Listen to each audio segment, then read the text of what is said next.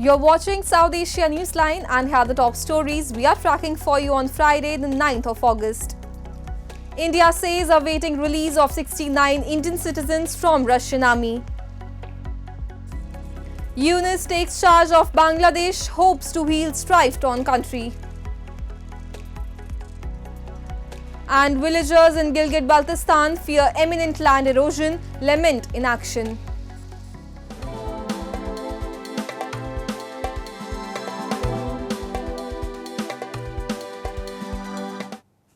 And now for all the details, India's Foreign Minister S. Jaishankar, responding to questions on Indian nationals in the Russian army, informed the parliament that 91 Indians were recruited, of which 14 have been discharged and 69 are awaiting release.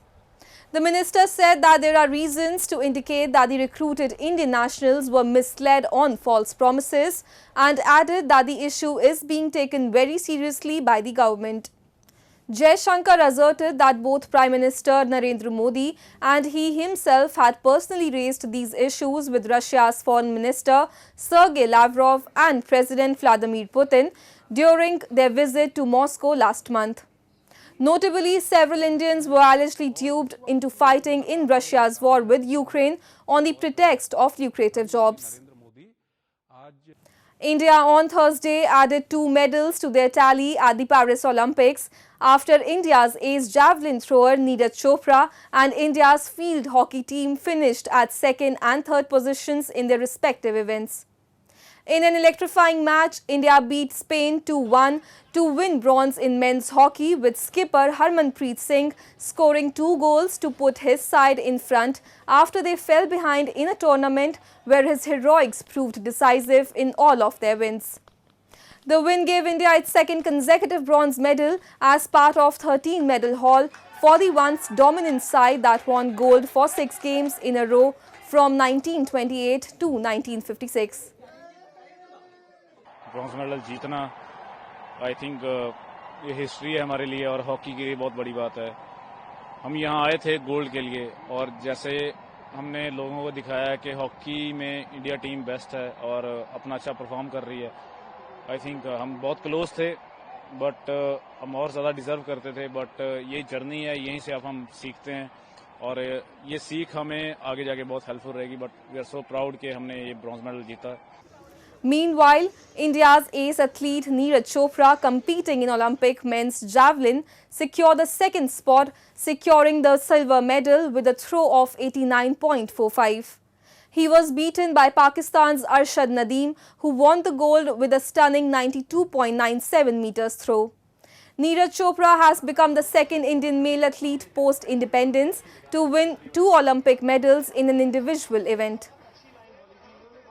जब भी medal जीतते हैं उसकी खुशी तो होती है, लेकिन वही है कि पर्सनली मतलब मेडल की बात अलग है, लेकिन अब टाइम है इम्प्रूवमेंट करने का थ्रो में भी, और जो भी कुछ इंजरी वगैरह है जो चल रही हैं उन पे अभी काम करना है और जो कमियां हैं उनको सुधारेंगे, टीम के साथ बैठ के बात करेंगे। और अच्छा रहा है टोटली, अगर ऑल ओवर देखें तो अपनी इंडिया की परफॉर्मेंस अच्छी रही है। And after months of violent protests which forced Prime Minister Sheikh Hasina to quit and seek refuge in India, Mohammad Yunus on Thursday took charge of Bangladesh interim government. But as Yunus vows a fresh start, the nation is grappling with a humanitarian crisis, with thousands of Hindus trying to flee their homes amid a wave of violence targeting the minority community. A report. Mohammad Yunus, Bangladesh's only Nobel laureate, on Thursday took charge of Bangladesh's interim government as the chief advisor of the caretaker government following weeks of violence which forced PM Sheikh Hasina to quit. He is tasked with bringing stability back in the country and then hold fresh parliamentary elections. The brutal autocratic regime is gone, Yunus, an archfoe of Hasina, said in a televised address to the nation after taking charge. Tomorrow, with the rising sun, democracy, justice, human rights and full freedom of fearless expression will be enjoyed by all, regardless of party affiliation. That is our goal, he said. Meanwhile, talking to an Indian daily, Hasina's son Sajib Wazid Joy has said Hasina is likely to return to Bangladesh whenever the interim government calls the fresh elections. তরুণ প্রজন্ম যেভাবে পরিশ্রম দিয়ে আমাদের দেশটাকে পুনর্জন্মনে নিছে, এখানে আমরা চাচ্ছি যে সুন্দর সুসংগঠিত একটা বাংলাদেশ প্রত্যাশা করতেছি তার কাছে। এটা হচ্ছে শর্টলি একটা মেসেজ। বর্তমান অন্তর্বর্তীকালীন সরকারের কাছে আমার আবেদন এবং নিবেদন থাকবে, অপরাজনীতি অপসংস্কৃতিকে বন্ধ করে যার আগামী দিনের আমরা সুন্দর চলতে পারি, নিম্নবিত্ত মধ্যবিত্ত লোকেরা যেন দুবেলা দুমুঠো ভাত সুন্দরভাবে খেতে পারি, সুন্দরভাবে রাস্তায় চলতে পারি। Meanwhile, hundreds of Bangladeshi Hindus have reportedly tried unsuccessfully to flee to India this week after many homes and businesses of the minority community were vandalized following Hasina's ouster. Hindus make up about 8% of Muslim majority Bangladesh's 170 million people and have traditionally supported Hasina's Awami League party, which identifies as largely secular. Neighbouring India has raised concern about the attacks. India's Prime Minister Narendra Modi, who congratulated the interim government head Yunus for assuming the charge, has also urged an early return to normalcy and said India hopes they ensure the safety and protection of Hindus and all other minority communities. Moving on, villagers in parts of Gilgit-Baltistan are facing an imminent threat of land erosion due to the rapid melting of glaciers and overflowing rivers. The lack of action from local authorities have left residents in Hunza in distress. Residents in parts of the Hunza district of Pakistan-occupied Gilgit-Baltistan are increasingly concerned about the imminent land erosion threat posed by melting glaciers in Passu and the subsequent overflow of rivers. They lament the administration has yet to take measures to mitigate the effects of climate change. The rivers have expanded, destroying homes, farms and vital infrastructure. The farming community in particular has been severely impacted. The residents are demanding compensation for their losses. One local resident expressed sorrow over the destruction, stating that all their belongings had been swept away by the rivers. Community अपनी मदद आपके तहत काम कर चुका है।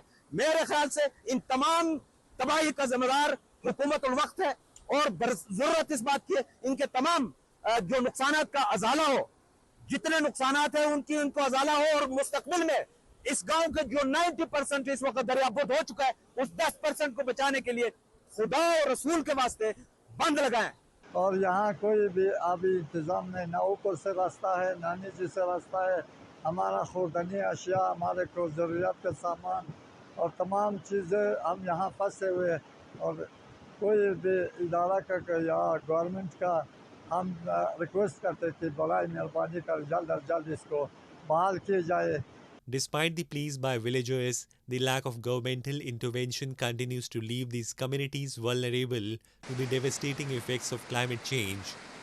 As the crisis worsens, residents fear that their homes and livelihoods may soon be completely wiped out, with no relief in sight. The urgent need for government action to protect these at-risk areas cannot be overstated. And the Taliban has said that xenophobia and the violation of the human rights of Afghan migrants in other countries are unacceptable. The remarks come amid a video surfacing over social media of Iran police mistreating an Afghan teenager. Key Taliban leader Anas Haqqani expressed hope that this type of behavior will be stopped and said those responsible should be held accountable. In recent days, several instances of mistreatment of Afghan migrants has come to light. Some Afghan migrants in Iran have reportedly been harassed by Iranian citizens and police in recent weeks. This comes as Iran has said that unauthorized migrants must leave the country by the end of this year. And in a landmark move, a parliamentary committee has ordered the Nepal government to form an independent inquiry to probe the country's overall air safety standards. According to a report by the Kathmandu Post, Parliament's International Relations and Tourism Committee said the inquiry commission will submit the report in 2 weeks and should also recommend action against those found guilty, particularly in connection with the recent plane crashes. The order comes after 2 air crashes were reported in the Himalayan nation, which killed at least 23 people, including 5 foreign nationals. The 2 air accidents in 2 weeks have dented the country's image. We need to find a way to prevent future accidents and bring officials responsible for such utter negligence to justice. The Kathmandu Post quoted Parliamentary Committee Chairman Raj Kishore Yadav as saying. Nepal has been criticized for its poor air safety record, with more than 100 crashes happening in 7 decades of the country's aviation history. Many airlines fly to small airports in remote hills and near peaks shrouded in clouds. The country's main airport is also ringed by mountains, affecting wind direction and intensity and making takeoff and landing a challenge for pilots.